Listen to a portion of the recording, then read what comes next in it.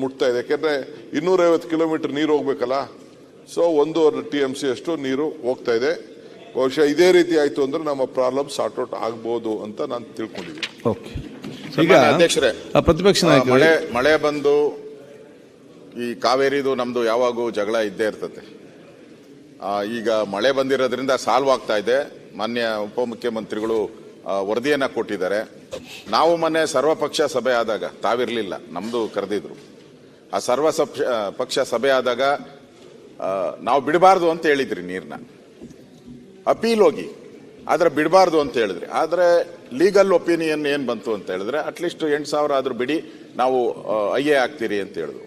So ನಾವು ಸರ್ಕಾರಕ್ಕೆ ಅವತ್ತು ಮನವಿನೂ ಕೂಡ ಮಾಡಿದಿರಿ, ಆಗ್ರಹನೂ ಮಾಡಿದಿರಿ. ಮಳೆ ಜಾಸ್ತಿ ಬಂದ್ರೆ ದಯವಿಟ್ಟು ಬಿಡಿ, ಮಳೆ ಏನಾನ ಕಡಿಮೆ ಮಾಡಿದ್ರೆ ಇಮಿಡಿಯೇಟ್ ಆಗಿ ನೀರು ಸ್ಟಾಪ್ ಮಾಡಿ ಅನ್ನೋ ಕಂಡೀಷನ್ ಅಲ್ಲಿ ಅವತ್ತು ನಾವು ಕೊಟ್ಟಿದ್ದೀರಿ. ಇವತ್ತು ಮಳೆ ಬಂದಿರೋದು ಒಳ್ಳೇದು. ಅಟ್ಲೀಸ್ಟ್ ಡಿಸ್ಪ್ಯೂಟ್ ಸದ್ಯಕ್ಕಾದ್ರೂ ದೇವರಿಗೆ ನಾನು ಮಳೆರಾಯನಿಗೆ ಧನ್ಯವಾದ ಹೇಳ್ತೀನಿ.